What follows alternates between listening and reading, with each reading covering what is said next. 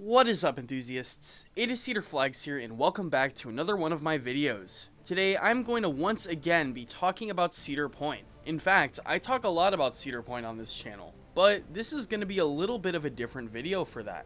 Instead of, well, Cedar Point, I am talking about the absence of Cedar Point, if Cedar Point never existed.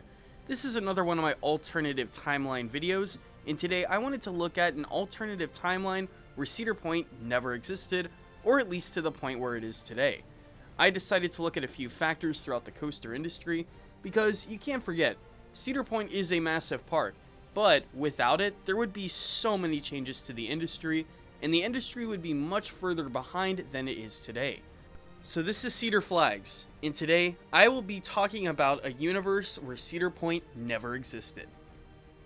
So if you don't know, Cedar Point opened in 1870 as a public beach and ballroom, but they decided to expand over the years and, well, it's turned into what we now know as one of the biggest parks in the world.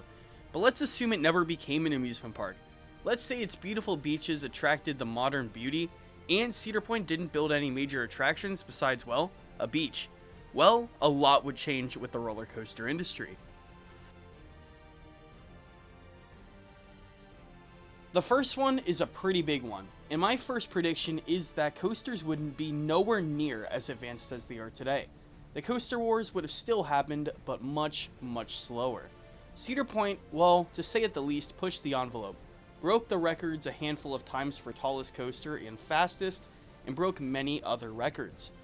Here's what I mean. In 1989, Cedar Point and Aerodynamics combined together with forces to build the world's tallest and fastest coaster, Magnum XL 200. This roller coaster is well known to be the first full circuit coaster to surpass 200 feet in height. This was because of the brilliant team at Aerodynamics and Cedar Point's motive to push for taller and faster rides. No park saw this before, and right after, parks were pushing over the 200-foot mark.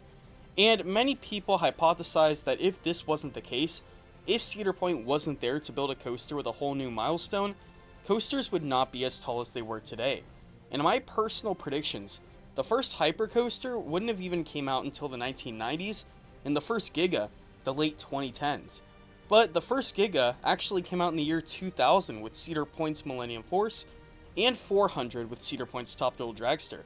I think the coaster wars, as in coasters trying to build taller, would have still happened because even before Magnum and Cedar Point, coasters were trying to be taller than the others.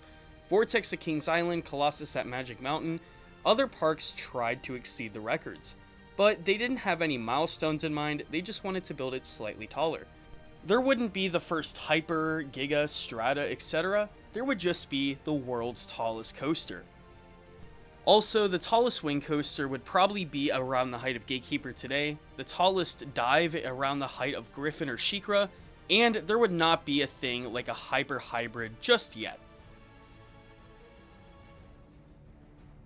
Something that I overlooked before making this video is that without Cedar Point, Cedar Fair would have never existed. If you don't know, Cedar Fair was started by executives at Cedar Point trying to expand their park chain, and first acquiring Valley Fair in 1976, making Cedar Fair an official chain with both Cedar Point and Valley Fair, hence the name. And Cedar Fair has recently become a very successful chain, rising from 2 to 3 to 4, all the way up to 11 parks now. It's weird to look at all of the parks that were bought by Cedar Fair throughout the years and see how much their history would have been altered. Let's first look at Michigan's Adventure. Now this might be the only park that would actually benefit off of Cedar Fair not buying them.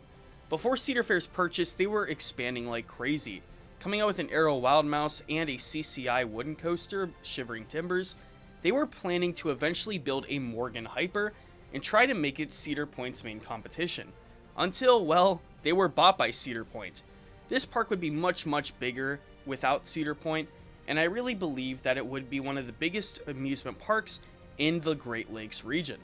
Knott's, Dorney, Valley Fair, and all of the other smaller Cedar Fair parks would be family owned. Worlds of Fun and Dorney would probably close because both of them were not doing really good financially pre-Cedar Fair purchase. And let's get to the elephant in the room, Geauga Lake, also known as Six Flags Ohio. In this timeline, it would be like 2001. Six Flags Ohio or Six Flags Worlds of Adventure would still exist under the rule of Six Flags. It would be Paramount versus Six Flags. Geauga Lake would still exist and be one of the biggest parks in the world because of its massive land size.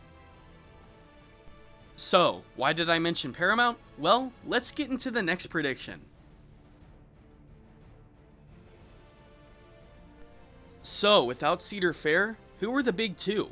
Well, it is Six Flags and Paramount. Yes, Six Flags is one of the big two and nowadays, but Paramount would definitely take the other spot. If you don't know, Six Flags started in Texas, convincing me that Cedar Point would have not influenced Six Flags to build a park, but instead for them to have minds of their own. Same thing with Paramount, which started all the way in California. Paramount and Six Flags, even to this day, would be the big two, as Paramount would still own the parks that they still had. I would feel like Six Flags would be the bigger chain, but I also feel like Paramount would be just as big as Six Flags when it comes to overall quality. They were planning to expand, and well, they did. And without Cedar Fair being a fierce competition for Paramount, I think Six Flags and Paramount would be an incredible rivalry for this day and age.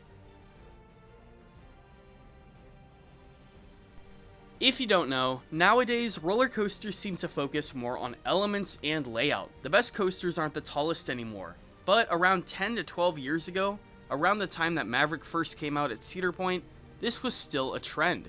In the 2000s, as I was saying, the coaster wars existed, and coasters were trying to become taller and taller and taller.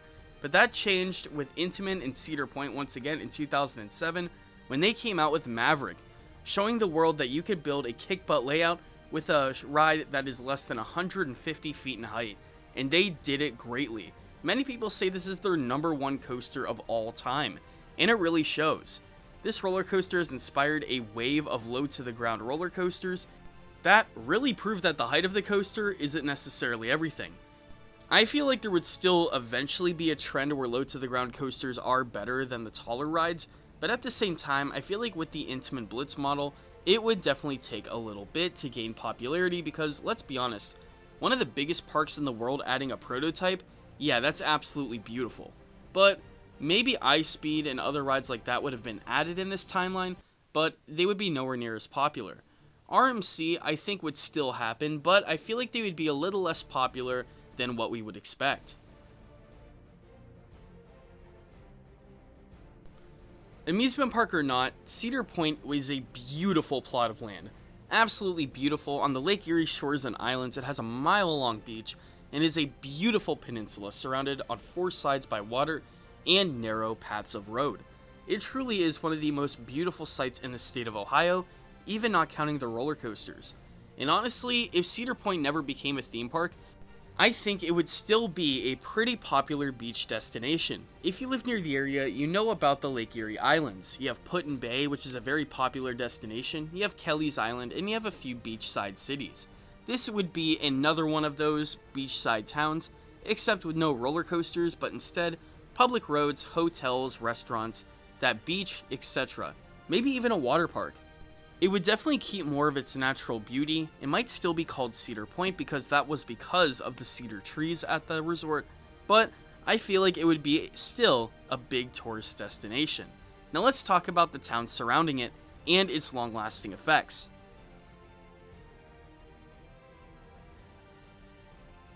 Sandusky, Ohio has a lot to do, but without Cedar Point, there would be a lot less to do and a lot more to do just on the lake. Like I said, Cedar Point would be a beach resort with hotels, condos, a beach, a marina, and all of that other hot fuss. But at the same time, I think it would be nowhere near as popular as the amusement park is. The amusement park is one of the biggest in the world with world-class attractions that could rival almost any park on the planet.